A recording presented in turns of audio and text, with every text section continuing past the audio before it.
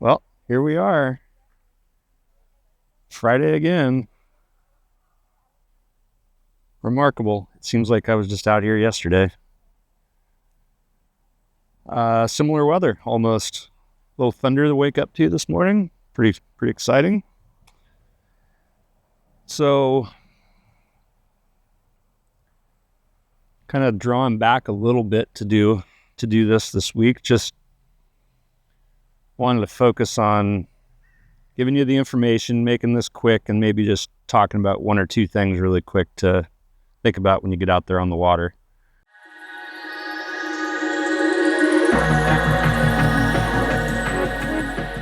First, let's start with Yakima, since I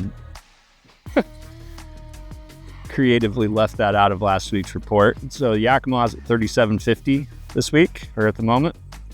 I would just sort of expect it to stay that way for the bulk of the summer, unless there's any sort of things that pop up as far as energy needs or water or whatever.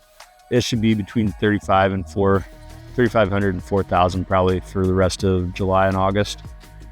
It will probably start to dip a little bit towards the end of August, though, just because I don't think they're going to have the water to sustain that flow the whole time.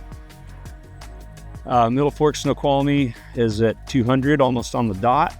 And at 200, yeah, we're low. And the little bit of rain we got barely bumped it at all. It may have cooled the water temps down a little bit, which is going to be really good for us. So, but I would still just be 100% on the surface. The fish early. Same with Cedar, same with the South Fork. Fish early or fish really late. Fish right up until dark if you can. If midday is all you can do, then go for it. Do midday. Fish what you got. And one of the things we say often is people try to prioritize their time based on when things are going to be perfect. And if you're waiting for perfect, you're going to spend a lot of time sitting around not fishing. So just get out and fish. That's really what we're trying to help you do. Puget Sound, you got decent tides coming up, bottoming out this next week around right at zero, maybe starting today. It's at negative or positive half foot, so 0.5. It'll consistently just start to drop a little bit as we get through the week. So get out and do that, topping out around 10 or so. So pretty good tides. You got 10-foot swings, 11-foot swings. Again, outgoing for me is going to be ideal most of the time, just because it's going to deposit the kelp on the gravel, leaving you clear water, yada, yada, yada. Top water, we should have sound searchers back in stock here soon because we went with the new manufacturer. So knock on wood or grass or dirt or whatever, and hope we have those back in stock here shortly. Joseph's been tying a few when he's been in, so if you're lucky and get in, ask, because the counter might have a couple pulled aside for you or behind the register there. What else we got? Lakes are going to be a really good bet for bass and crappie right now too. Stand-up paddleboard. Speaking of that, at Green Lake on Saturday, tomorrow, we've got an event with NRS from 9 a.m. to 2 p.m. northwest corner by the island there, just off Aurora. We will have a full smattering of everything NRS has available for inflatable watercraft. Everything from pack rafts to stand-up paddleboards to expedition kayaks to the Boundary 100 and other single-person, two-person rafts, the Slipstream, so a 2- and 3-person boat. So come see us. It's free. We'll be going over safety equipment and possible modifications to them or customization of any of their full-size rubber NRS or downriver frames that you can build with them. So come see us. It'll be a really cool event. We're going to be able to put you in the water on any of those or all of those, so you can try them out and see what's a good fit for your needs. The last thing I was going to say, Steelhead Cowlitz did a pretty good bump. It went from about 2,600 up to about 4,000. Looks like it's starting to come back down again, but I actually like that this time of year. And right now, that influx of water is going to probably cool temps just a bit, get those steelhead a little bit more active. Don't be afraid to swing small flies in there or skate. With small flies, you're going to find that you'll get cutthroat a lot of times in the same runs you're getting steelhead in. So it may not be a total blank of a day for you.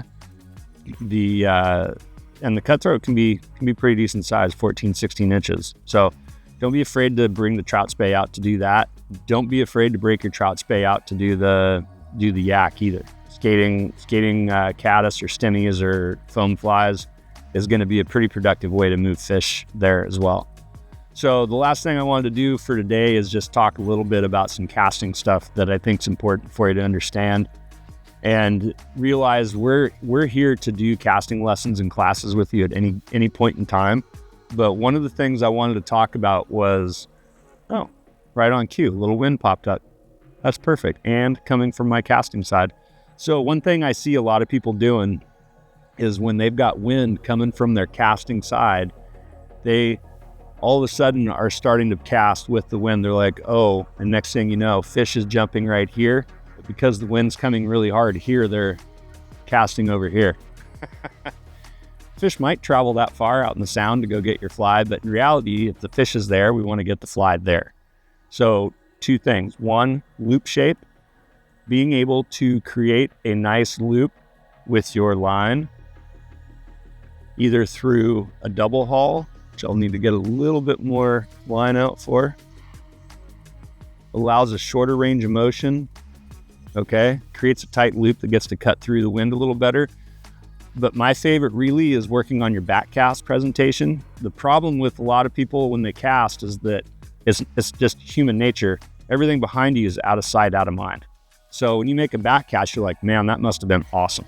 Check that out. And then when people start looking back there, they realize that when they come up, they break their wrist, their rod comes down, they get this huge V or dip in their back cast. Well, your forward cast has to lift that up, elevate and tighten in whatever range of motion you've created before it can even start to make your forward stroke. So it's imperative that you really have a line coming off of your rod tip behind you that is still connected even when it fully extends, doesn't have a dip on it, all right? So once you are able to do that, it means that you're capable of shooting line on your back cast. So if I've got the wind coming from my casting side and I want to get a fly somewhere, what I try to get people to do is turn and use your forward cast as your back cast. Oh, look at that, I caught a blackberry. Woo, sweet. Use your forward cast as your back cast, okay? And then when you're ready, present that back cast. That keeps the line on the lee side of you. So if wind's coming from that side or from that side of me, I can present this way and not have to worry about hooking myself with the fly. Okay. What that's also going to do is start helping you figure out how to shoot line on your back cast, which is going to allow you to be more efficient with your casting stroke anyway,